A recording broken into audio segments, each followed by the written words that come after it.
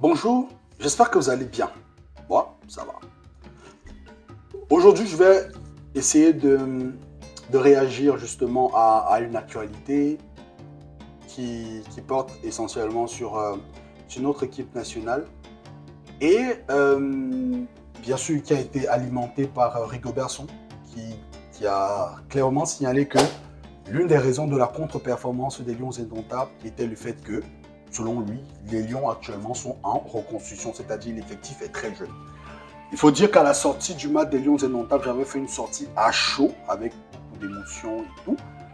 Et bien sûr, j'avais promis de faire une sortie à froid avec beaucoup plus d'objectivité et de structure dans la préoccupation de savoir est-ce que le Cameroun est en reconstruction, du moins l'équipe nationale des Lions indomptables. Spoiler alert, non.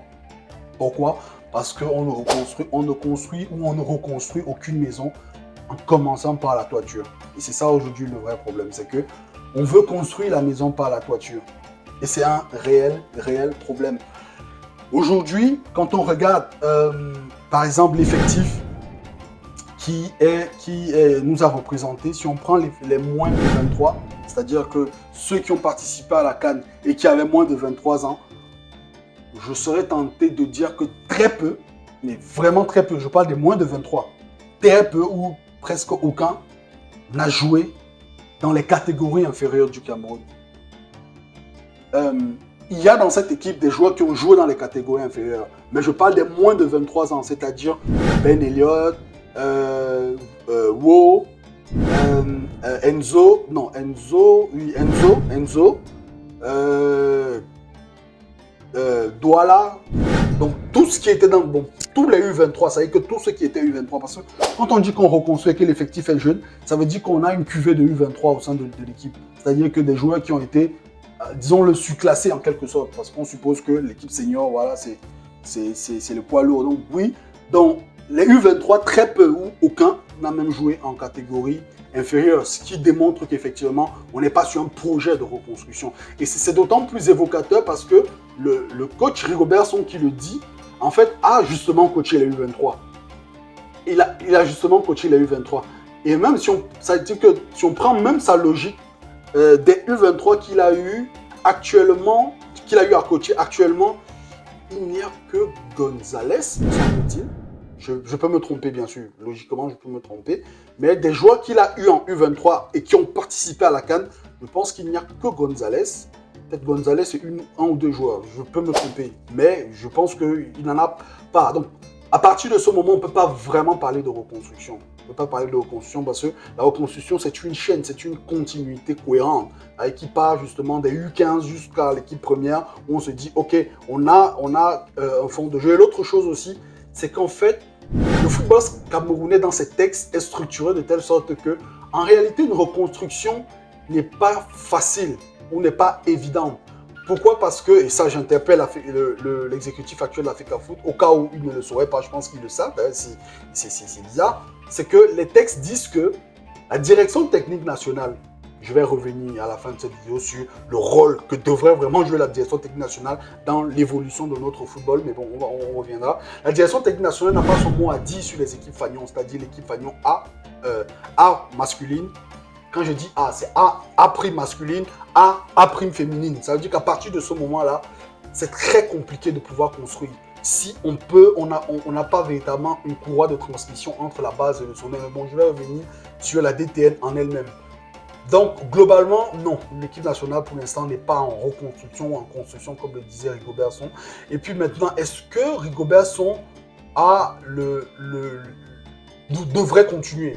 C'est simple. Donc, son travail donc, de reconstruction au sein de l'équipe nationale. Alors, pour moi, je l'ai toujours dit. Je pense que Rigobertson a sa place. Il n'a pas sa place au sein de la tanière. Je continue de penser que c'est quelqu'un qui a quelque chose à transmettre et qui, pour moi, ne serait pas choquant qu'il reste dans la tanière. Personnellement, je peux me tromper, mais ça, c'est mon point de vue. Je sais que ça va beaucoup insulter dans les commentaires, mais c'est un peu ça. Mais est-ce qu'il doit rester dans la tanière en tant que sélectionneur des Lions indomptables? Je pense que non. Il n'a pas le pedigree pour cela. Il n'a pas le background et tout. Et voilà, petite chose aussi, dans une précédente vidéo que j'avais publiée, je signalais que Rigobert Song a une formation de Clairefontaine et qu'il est de la même promotion que Zinedine Zidane, Makelele et autres. Willy Sagnol et consorts. Alors, personnellement, je veux retirer cela parce que quelqu'un a attiré mon attention dessus et j'ai fait des recherches très approfondies. J'ai écumé toutes les archives du CNF, dans le Centre national de football de Clairefontaine en France. J'ai écumé toutes les archives de la FFF, la Fédération française de football, qui est donc la tutelle, enfin qui supervise le CNF. Et aucun des documents que j'ai eu à ma possession ne mentionne Rigobert Song comme étant un lauréat du DSP, comme ils appellent, du DSEP, donc le diplôme supérieur des entraîneurs professionnels. Et il faut dire que c'est un diplôme qui aujourd'hui, avant ça s'appelait le brevet, et aujourd'hui c'est le diplôme. Et depuis que c'est passé à diplôme, eh bien, ça a pratiquement le même niveau que UEFA, que le niveau UFAA. Et donc, Rigobert Song dans les archives n'apparaît pas. Et on dit que, enfin, les informations que moi j'avais et qui sont publiées partout sur la toile, si vous allez, vont vous dire qu'il est de la même promotion que Zinedine Zidane. Et non, il n'a pas fait partie de cette promotion. Il s'agit de la promotion 2015. Eh bien, il y a effectivement Zinedine Zidane, il y a Makelele, il y a Sagnol, mais il n'y a pas Rigobert Song. Je ne sais pas, vous aurez peut-être également l'occasion de faire vos propres recherches, mais Rigobert Song n'est pas lauréat de Clairefontaine, d'après les documents de Clairefontaine, d'après les documents du CNF, d'après les documents de la Fédération française de football. Donc, j'invite les uns et les autres à mener également des recherches. J'avoue que mes recherches peuvent avoir des limites et je le reconnais humblement. Donc, j'espère que vous allez m'aider à compléter cela. Ce qui signifie qu'en fait, si cette information est donc vérifiée, que les recherches que j'ai eu à faire, je ne sais pas, est vérifiée, donc c'est-à-dire que l'information est vérifiée et donc que les recherches que j'ai eu à faire ne sont pas bonnes, et là, dans ce cas, ça confirmerait que Rigobert Song ne peut pas être sélectionneur. Et je pense que lui-même, il a dit à la conférence de presse après l'élimination que non, je ne suis pas entraîneur, je suis manager. En fait, ce qui est quand même une curiosité au niveau de son job description de ceux qui l'ont nommé, d'autant plus qu'au sein de l'équipe nationale, on a déjà un team manager. D'accord? On a un team manager qui s'appelle Raymond Kalakongo, déjà qui, lors de la précédente vidéo que j'ai eu à faire, m'a mis dans tous mes états, parce que justement, pendant tout le match, il était au téléphone et tout le monde peut le faire, sauf le team manager. Pourquoi? Parce que c'est le team manager qui est responsable de la discipline dans la tanière, dans les vestiaires et au niveau de la main courante. Mais bon, on reviendra dessus peut-être une autre fois. Donc bref, il y a déjà un team manager qui est Raymond Kalakongo. On a déjà des entraîneurs comme Sébastien Minier par exemple. Donc quel est donc le rôle d'un sélectionneur manager? D'autant plus que, voilà, ce n'est pas un secret de polichinelle. On sait très bien que l'administration de la FECAFOOT aujourd'hui, bien sûr, a son mot à dire dans la sélection, ce qui n'est pas en soi criminel. Ça arrive dans toutes les sélections. Maintenant, après, il faudrait quand même qu'il y ait un peu d'objectivité. On aura l'occasion de revenir peut-être dessus une autre fois.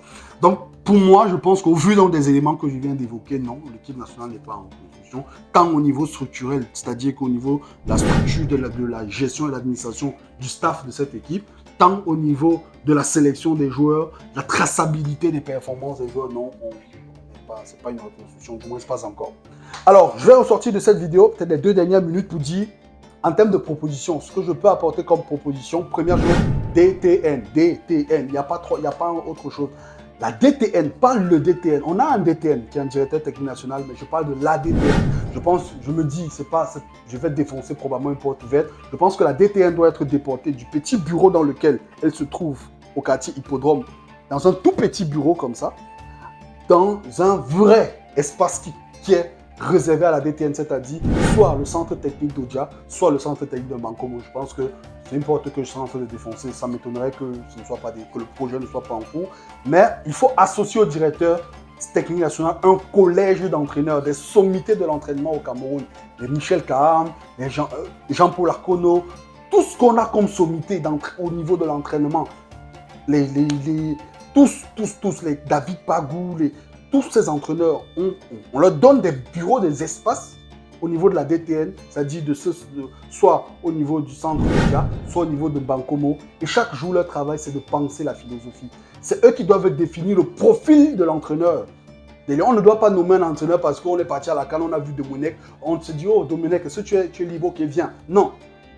La DTN doit penser le profil de l'entraîneur, la philosophie de jeu. Et c'est sur la base de la philosophie de jeu pensée par la DTN qu'elle doit proposer une shortlist d'entraîneurs.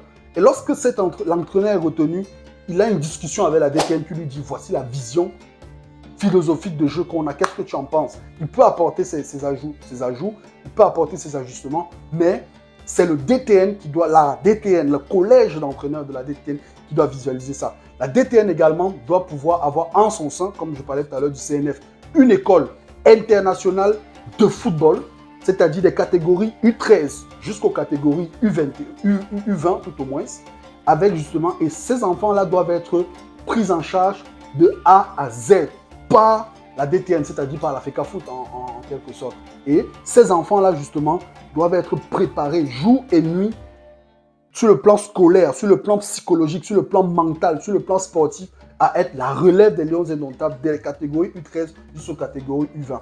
Et puis, bien sûr, la DTN doit clairement et logiquement avoir son mot à dire sur non seulement les entraîneurs de toutes les catégories, mais également les sélections des joueurs en fonction justement d'un profil type du joueur qu'elle aura défini au préalable et qui permettra donc au Cameroun de pouvoir atteindre une nouvelle dimension dans le football aujourd'hui. Et donc voilà un peu les propositions que je pouvais faire en matière de développement et de relance de notre football. Merci à tous de m'avoir suivi. J'espère que ces propositions ne tomberont pas dans des oreilles de sourds. Merci.